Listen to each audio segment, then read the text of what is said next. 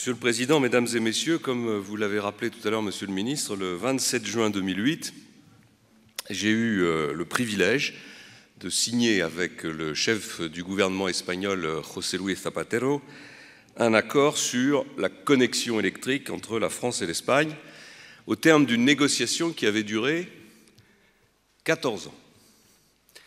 Et j'ai eu quelques mérites à clore cette négociation parce que j'ai aussi une passion d'alpiniste et mon terrain de jeu a été très longtemps les Pyrénées. Et comme vous le savez, l'un des problèmes de cette interconnexion, c'était la traversée des Pyrénées par ces lignes électriques qui sont absolument indispensables, mais qui ne sont belles que pour les ingénieurs qui les conçoivent et pas pour ceux qui marchent dans les cols pyrénéens. Et dès 2007, dès ma première rencontre avec le président Zapatero, nous nous étions mis d'accord pour régler cette question et nous l'avons fait en mettant en œuvre, avec des coûts évidemment plus élevés, l'enfouissement pour une part de cette ligne. Et je me réjouis qu'aujourd'hui, l'interconnexion entre la France et l'Allemagne puisse être sur le plan électrique, comme elle l'a déjà été sur le plan gazier et comme elle l'est sur le plan politique, culturel, économique, une réalité. J'imagine que si vous m'avez invité, alors que j'ai assez peu de titres à parler de politique d'énergie, à clore les travaux de ces entretiens de Royaumont à Madrid, c'est pour cette raison.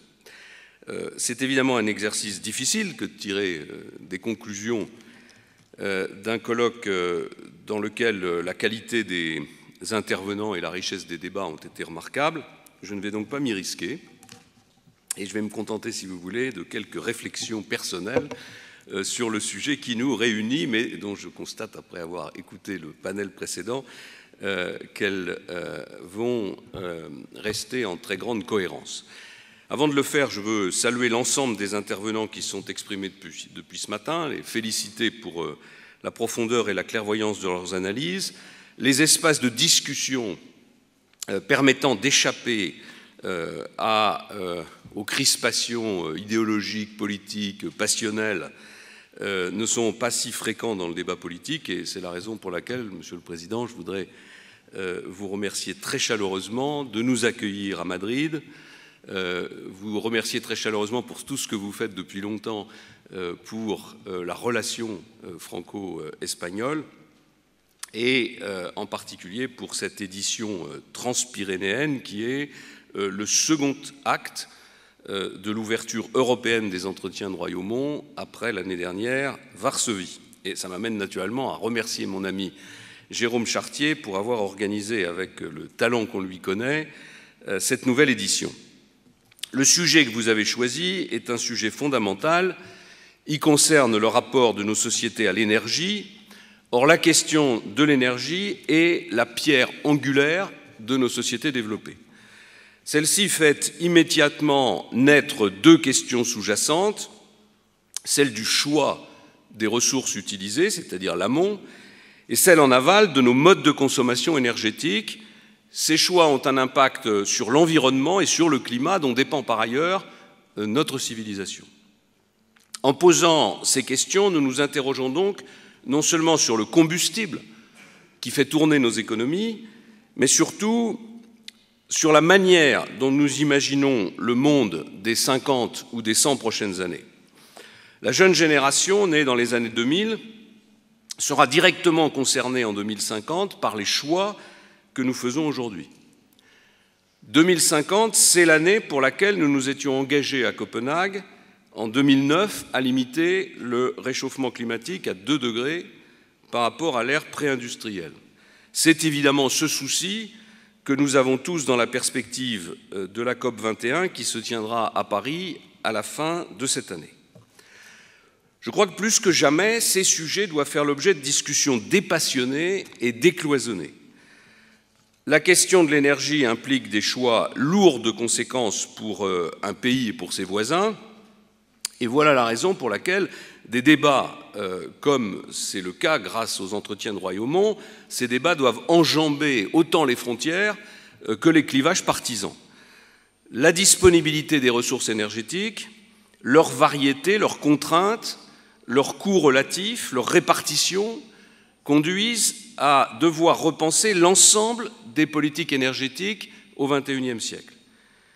Les progrès des techniques remettent en question en permanence l'opportunité des choix et pourtant, dans bien des cas, nous en restons encore, en particulier dans le débat politique, dans nos différents pays, à des visions largement dépassées. En Espagne, le moratoire sur le nucléaire ou les aléas de la politique en matière d'énergie renouvelable illustrent les difficultés à réinventer une politique énergétique moderne. En France, couplées à de bons sentiments, ces visions d'un autre âge ont conduit, par exemple, à imposer dans la Constitution française, et d'une manière dangereusement simplificatrice, un très dogmatique principe de précaution. Puis, au terme de laborieux marchandages électoraux, des chiffres surgis de nulle part, sans aucune démonstration scientifique ou économique sérieuse, apparaissent dans un projet de loi et on entretient l'idée que c'est le législateur qui doit fixer la composition du mix énergétique et fixer les modalités de la transition énergétique pour les 30 prochaines années. De la même façon, la décision est prise de fermer une centrale nucléaire en parfait état de marche, qui vient de faire l'objet d'investissements lourds de sécurité, pour satisfaire à la revendication d'une formation politique alliée du gouvernement. Or, mesdames et messieurs, définir une politique énergétique, ça n'est pas aligner des slogans dans une loi. Ça n'est pas faire plaisir à ses amis. C'est vouloir se donner les moyens de réfléchir au coût de l'énergie de demain, aux charges qui pèseront sur les entreprises et sur les ménages.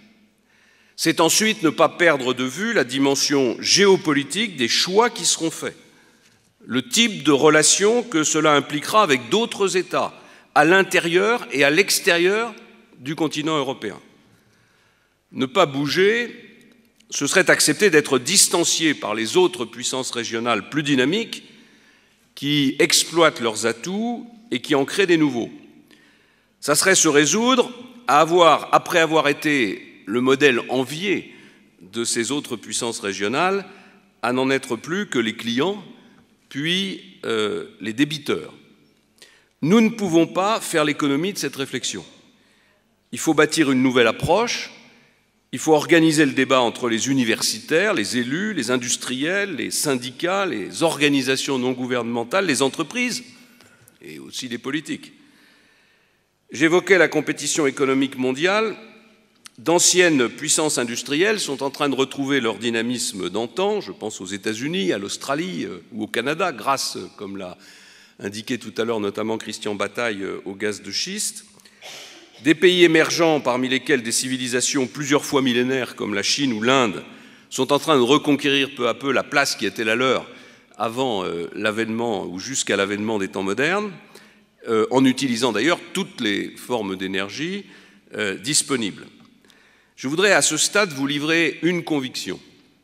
C'est celle d'un homme politique, ça n'est pas celle d'un expert et encore moins celle d'un ingénieur. Notre objectif doit être la compétitivité de l'économie européenne dans le respect du consensus mondial sur le climat. Ni plus ni moins. L'Europe ne peut pas emprunter une voie plus étroite, plus contraignante que celle qu'empruntent les deux plus grandes économies du monde. Si nous le faisions, ceci marquerait notre marginalisation rapide et, en conséquence, notre effacement dans le débat global sur les questions environnementales. Comment pensons-nous pouvoir peser demain sur les questions environnementales dans le débat international si nous ne sommes plus une véritable puissance politique, économique et culturelle? Nous devons avancer ensemble avec les États-Unis et la Chine. C'est une question de survie pour notre continent. Pas plus que les autres nations européennes, l'Espagne et la France ne pourront se soustraire à cette compétition à moins d'accepter d'être définitivement hors jeu. L'un des premiers enjeux de la nouvelle donne énergétique est donc celui de la compétitivité de nos entreprises. La question de l'accès à l'énergie et donc du prix est une question centrale. L'avenir de nos deux pays se jouera sur cette même problématique. Comment faire évoluer notre bouquet énergétique de façon pertinente, de façon soutenable, tout en finançant le coût de cette transition. José Luis San Pedro a déjà brillamment exposé le défi énergétique qui attend l'Espagne.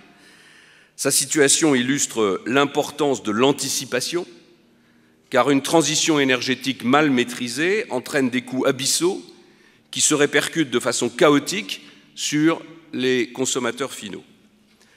En France, nous avons fait depuis 40 ans le choix de privilégier le nucléaire dans la production d'énergie électrique.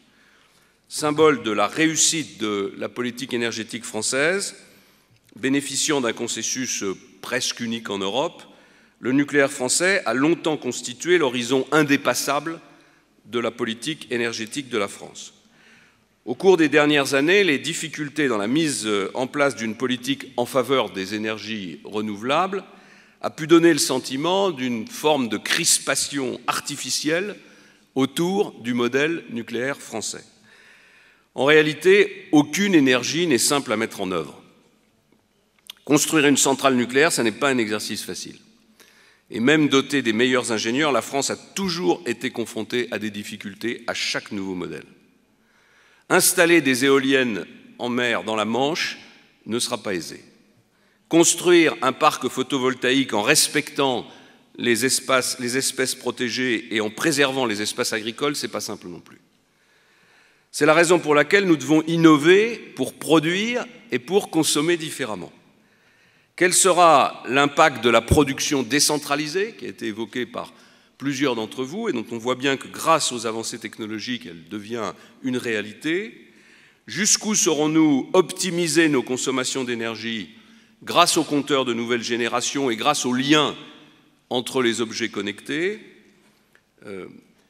Est-ce que nous sommes à la veille d'une percée technologique en matière de stockage d'énergie, notamment à un niveau relativement individuel, comme l'annonce Elon Musk, le créateur de Tesla et de SpaceX? Est-ce un prophète fou ou est-ce qu'au contraire un visionnaire remarquable? Pour le moment, c'est le seul constructeur, parce que je trouve que je suis un peu alpiniste et beaucoup pilote automobile, c'est le seul constructeur automobile qui a réussi à me convaincre de l'efficacité de l'énergie électrique à la place du moteur à combustion. À ce titre, donc nous devons nous interroger dans cet esprit sur un système étatique centralisé dont on peut se demander s'il est tout-puissant ou si au contraire il est impuissant. À ce titre, la recomposition en cours du paysage industriel français en matière énergétique n'en est probablement qu'à son début. Nous devons faire preuve d'imagination et ne pas entretenir de mythologie nostalgique avec ce passé. Dans bien des domaines, ce qui a fondé nos réussites d'hier nous ralentit aujourd'hui et peut provoquer demain notre relégation. Je pense que l'État stratège en matière d'énergie est aujourd'hui dépassé. Il continue à vouloir diriger un mix énergétique alors qu'il n'a en réalité qu'une influence marginale sur l'évolution du mix à un instant donné. L'État voit alors sa parole décrédibilisée. Qui croit réellement à la barrière fatidique des 50% d'électricité d'origine nucléaire inscrite dans le projet de loi relatif à la transition énergétique en France? Aujourd'hui, il faut inventer une nouvelle façon de penser et non pas décréter ce que sera la demande d'énergie dans 20 ou 30 ans, parce que c'est une demande qui résultera de la croissance générale, mais aussi des besoins des autres politiques mises en œuvre. Quel rôle donc faut-il donner à l'État dans ce contexte? Je crois qu'il lui revient d'abord de guider la politique souhaitée en définissant des principes et en déterminant un choix de technologies au pluriel à développer et à aider. L'État a vocation à permettre l'orientation vers un mix de technologies et non pas à édicter des pourcentages plus ou moins farfelus, tout simplement parce qu'il existe une inconnue que beaucoup de responsables politiques ont oubliée et qui s'appelle la technologie. Pour éviter de rééditer les échecs du passé avec des politiques visant à ne subventionner qu'une seule technologie, Il appartiendra aux décideurs politiques non pas de dire laquelle est la meilleure, mais plutôt d'en encourager plusieurs. Et j'en viens à la question de la transition énergétique. C'est un sujet, là aussi, qu'il faut aborder avec rigueur et pas comme une nouvelle religion révélée. Le cas de l'Espagne a été largement évoqué dans nos débats. Après une progression très rapide entre 2005 et 2012, la part des énergies renouvelables stagne en raison d'un déficit tarifaire record. En France, personne ne s'est encore vraiment risqué dans un travail de chiffrage sérieux de la transition énergétique qui est colossal, puisqu'il implique de mener une large étude pour mesurer son impact sur l'emploi, sur la compétitivité du pays. J'ai le souvenir de m'être rendu extrêmement impopulaire en 2011 en révisant sérieusement à la baisse le prix de rachat par EDF de l'énergie solaire. Il se trouve que des dizaines de milliers de Français s'étaient laissés convaincre, parfois par des entreprises peu scrupuleuses, d'investir dans des panneaux solaires chinois dont la production d'électricité avait pour première conséquence une augmentation insupportable du coût du kilowattheure. Aujourd'hui, j'estime à plus de 180 € le coût d'un mégawatt produit par éolienne en mer, contre, vous l'avez dit tout à l'heure, 50 € pour le nucléaire historique, peut-être demain 70 ou 80 pour le nucléaire de troisième génération. Ce ne sont pas des questions théoriques, ce n'est pas de la poésie. Ce qui est en cause, c'est la capacité de l'économie française à se développer et donc à offrir un travail, c'est-à-dire une vie libre à tous les Français, ce qui n'est pas le cas aujourd'hui. Le coût du nucléaire est désormais mieux connu en France, celui des énergies renouvelables l'est aussi de mieux en mieux. Il convient désormais de le partager, de l'assumer au niveau politique pour que les décisions prises par l'État soient cohérentes et qu'elles soient partagées par les différents acteurs du secteur. Je crois que vous avez beaucoup insisté à plusieurs reprises sur cette question. C'est en effet une question fondamentale. L'énergie, c'est une problématique qui touche aux intérêts vitaux de nos pays, comme nous avons su le faire à une certaine époque avec l'arrimage européen de la France, ou avec notre politique internationale, ou avec notre politique de défense. Il faut réussir à instaurer un consensus entre les différentes formations politiques, entre les différents bords politiques sur ce sujet. Et plus le consensus sera fort, plus le sillon creusé sera profond, moins les alternances politiques auront la gourmandise de revenir sur une politique qui doit être une politique de long terme et une politique de longue haleine. Il faut donc parvenir à définir une trajectoire partagée, un socle commun admis par tous, qui pourrait traiter de l'indépendance énergétique, du prix, des technologies, de la lutte contre le réchauffement et de la possibilité de créer ou de restaurer des filières industrielles. Si on veut lui garder une ambition scientifique, cette transition doit échapper à toute conception idéologique ou partisane. Et elle doit s'appuyer sur les travaux des experts en énergie, mais aussi sur les travaux des experts en économie d'énergie. Cette transition, pour être réalisée, devra passer par une autre, c'est celle de la gouvernance des grandes entreprises publiques qui ne peuvent plus vivre sur des monopoles, mais qui doivent au contraire devenir plus agiles et plus performantes dans les technologies de pointe. Le secteur de l'énergie et surtout celui de l'électricité subit les conséquences de la crise économique. En 2014, en France, hors effet climatique, la demande d'électricité a baissé de 0,5%. Cette baisse de consommation, conjuguée à l'essor des capacités de production, a entraîné une baisse des prix sur les marchés de gros dont il est très difficile de savoir si elle sera durable. J'ai bien entendu, et j'écoute souvent les prévisions des experts sur le prix du pétrole, ou sur les taux d'intérêt, ou sur la parité entre l'euro et le dollar.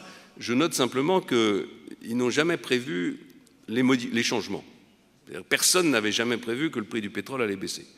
Personne n'avait jamais prévu que l'euro allait soudain se rapprocher de la parité avec le dollar, et personne n'avait prévu que les taux d'intérêt allaient rester durablement à un niveau aussi bas. Donc quand on dit aujourd'hui que c'est pour toujours, j'ai la même interrogation et la même méfiance. Les acteurs économiques ont besoin de visibilité sur le prix de l'énergie dans leurs décisions d'investissement. Les tarifs incluent la production, les charges, les impôts qui permettent le financement des énergies renouvelables, et les coûts du réseau et de la distribution, mais aussi le financement des tarifs sociaux, quand ils existent, ou par exemple pour la France, la péréquation avec nos départements d'outre-mer. La question tarifaire est étroitement liée à celle du mix énergétique. Le prix de l'électricité dépendant aujourd'hui encore fortement de l'offre, davantage que de la demande. Bien entendu, le mix énergétique ne peut pas se baser sur une seule technologie. Il nécessite un panachage et une diversité. Il y a une vraie complémentarité à trouver entre les différentes technologies. À propos des énergies nouvelles renouvelables, il faut avoir le courage de s'affranchir de quelques idées reçues qui, si elles paraissent très sympathiques au regard de l'ère du temps, nous éloignent des vrais enjeux. Ainsi, le renouvelable n'est pas une fin en soi pour réduire les émissions de CO2, si l'on en croit, en tout cas à moyen terme, l'exemple de nos amis allemands, qui aujourd'hui produisent en gros 430 grammes de CO2 par kilowattheure, quand en France nous en produisons 60. Et à ce sujet, tout à l'heure, Madame a évoqué les raisons qui avaient poussé la chancelière Merkel à arrêter brutalement le nucléaire en évoquant des raisons politiques, électorales, d'alliance probable avec les Verts. Je vais me permettre de défendre un peu la chancelière. Je pense que c'est plus compliqué. Et il se trouve que je me trouvais avec elle quelques jours après qu'elle ait pris cette décision, et on a eu l'occasion de dîner ensemble. J'ai essayé pendant tout le dîner de comprendre pourquoi elle avait pris cette décision, et je n'ai toujours pas compris, mais j'ai retenu, enfin j'ai le sentiment qu'il y avait une part de calcul politique, mais qu'il y avait une part de motivation plus profonde, qui correspondait à son passé, à son histoire, à sa formation et à son passé dans l'Allemagne de l'Est et au contact peut-être de scientifiques, d'industriels qui ne respectaient pas les mêmes règles de prudence, de sécurité, d'éthique que celles qui sont en cours aujourd'hui dans nos pays. J'ajoute que, s'agissant de la décision de Mme Merkel, c'est une décision qui entraîne un besoin d'investissement pour l'Allemagne absolument gigantesque. Vous avez évoqué tous tout à l'heure des besoins d'investissement considérables, mais aucun n'a cité un chiffre aussi élevé que celui que va coûter la transition énergétique en Allemagne. Le ministre Schäuble me parlait il y a quelques jours de 1500 ou 1700 milliards de dollars d'ici 2030. La question peut se poser de savoir si ces 1700 milliards sont parfaitement utilisés à cette transition-là ou si les choses n'auraient pas pu être conduites dans un délai différent et cet argent investi dans d'autres secteurs de l'économie, voire même dans une politique de relance de l'économie européenne. En tout cas, c'est la raison pour laquelle le développement des énergies renouvelables prend tout son sens, à la condition qu'il ne s'accompagne pas simultanément d'une hausse du recours aux énergies fossiles, situation pour le moins schizophrénique, mais difficile aujourd'hui à empêcher compte tenu du problème de la discontinuité des productions de ces énergies renouvelables et du besoin de couvrir les pointes de consommation. Avec l'Espagne, nous avons une histoire énergétique différente, mais on a des intérêts partagés. Les interconnexions qui traversent les Pyrénées illustrent la fructueuse interdépendance entre nos deux pays. J'ai déjà dit tout à l'heure que l'interconnexion gazière était de longue date et je ne peux que me féliciter de voir enfin réaliser la nouvelle étape avec la nouvelle liaison électrique souterraine entre nos deux pays qui va permettre de doubler, je crois, la capacité d'échange entre la péninsule et l'Hexagone. Nos deux pays ont des bouquets énergétiques complémentaires, des habitudes de consommation différentes, et le renforcement de leur interconnexion va donc contribuer à la sécurisation de leurs approvisionnements énergétiques réciproques. Pour continuer et pour approfondir cette idée de coopération interétatique, je crois qu'il faut se souvenir que l'embryon de l'Union européenne s'est constitué au sein de la Communauté européenne du charbon et de l'acier en 1952. Et je voudrais vous citer le traité de l'ACK en 1952 qui indiquait que cette communauté visait à soutenir massivement les industries européennes du charbon et de l'acier pour leur permettre de se moderniser, d'optimiser leur production et de réduire leurs coûts. Je pense que cette formule pourrait parfaitement s'adapter à la création d'une nouvelle communauté de l'énergie. L'énergie est un sujet traité de façon autonome par les différents pays. Cela s'illustre par la difficulté d'avoir un processus d'échange européen sur les décisions de chaque pays. L'Espagne est concernée quand la France décide de renoncer à savoir si elle a du pétrole de schiste. La France est concernée quand l'Allemagne décide d'accélérer sa sortie du nucléaire. Ou bien elle est aussi concernée par la difficulté à rénover le marché des quotas carbone qui fait ressortir cette absence de volonté européenne. L'Europe de l'énergie a été fondée sur un empilement de directives qui ont voulu ouvrir un marché anciennement détenu par des monopoles nationaux ou régionaux et fondé sur un mix gaz-charbon-nucléaire. L'essor des énergies renouvelables doit nous conduire à revoir totalement ce modèle. Sur tous ces sujets, l'Europe aurait une très forte légitimité à mettre en œuvre une approche globale, à organiser la concertation entre les différents pays, de même qu'en uniformisant certaines règles applicables aux infrastructures d'énergie, nous pourrions augmenter les échanges transfrontaliers à un coût modéré, c'est-à-dire sans nécessiter la création de nouvelles installations. Ainsi, nous pourrions, s'agissant de la France par exemple, proposer à l'Europe d'examiner collectivement l'intérêt du point de vue européen que la France autorise la recherche, monsieur le député, d'hydrocarbures de schiste sur le territoire national, y compris avec l'ensemble des technologies disponibles sur le marché. L'autorisation de la recherche ne signifie pas une exploitation à grande échelle comme aux États-Unis maintenant. Je veux terminer par la nécessaire mutation de nos filières industrielles. Aujourd'hui, dans les anciens monopoles, la place prépondérante d'une activité historique conduit les entreprises à résister au changement et à freiner les innovations. Aucune entreprise n'échappera à la transition énergétique.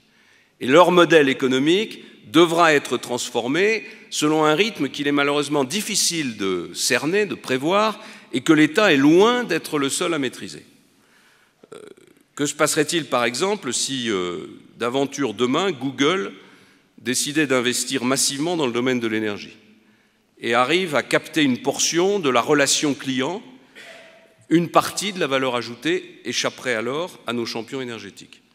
De la même façon, les possibilités d'effacement de consommation permises par le développement du numérique conduit à l'émergence de nouveaux acteurs régionaux et même locaux. Et je pense que chaque collectivité devra à l'avenir se doter d'un responsable de l'énergie pour optimiser les consommations grâce au réseau intelligent. Et si c'est le cas, les entreprises nationales devront accepter un nouveau partage de responsabilités et elles devront s'adapter à cette nouvelle donne. Nous assistons donc à une situation paradoxale où l'image très positive de la France dans le domaine technologique est entravée par la compétition entre les entreprises françaises sur une même technologie, ce qui a pour effet de diminuer la place de la France dans cette compétition. Mesdames et messieurs, Monsieur le Président, quand nous échangeons sur la nouvelle donne énergétique de nos pays, nous abordons la question finalement de l'avenir de notre continent. C'est aujourd'hui qu'il faut réfléchir, qu'il faut réorienter, qu'il faut décider une marche à suivre qui nous permette de trouver demain la meilleure équation qui réponde à nos besoins et qui s'intègre dans la nécessaire transition énergétique. L'Espagne et la France n'ont jusqu'ici pas fait les mêmes choix. Ce sont des pays qui ne disposent pas des mêmes atouts, mais j'observe avec satisfaction ce qu'elles ont entrepris ensemble.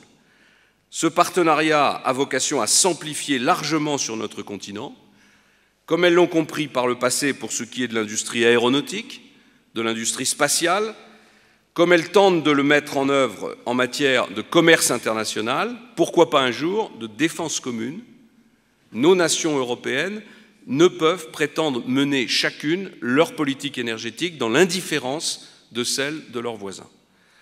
Le moment est donc venu de redéployer les atouts de notre continent. Je crois qu'il y a deux façons de regarder l'avenir. Il y a celle des Cassandres qui nous prédisent des catastrophes nucléaires, un réchauffement climatique inéluctable et au final une forme de retour vers le passé aussi inacceptable qu'en réalité irréalisable. Moi, je crois au progrès. Je crois aux capacités de l'intelligence humaine pour peu qu'elle soit encouragée et qu'elle soit récompensée. Je crois au progrès scientifique, je crois aux innovations pour relever les défis que nous lance le climat, l'augmentation de la population, les aspirations de l'homme à plus de liberté et à plus de bien-être. La maîtrise de l'énergie a toujours été au cœur de cette problématique. La France et l'Espagne doivent convaincre les Européens de faire le choix du réalisme, le choix de l'ambition, c'est-à-dire finalement le choix du progrès. Je crois que si nous le voulons, l'avenir de notre vieux continent ne sera pas plus du côté de la décroissance morbide que de la dépendance aux ressources des pays tiers.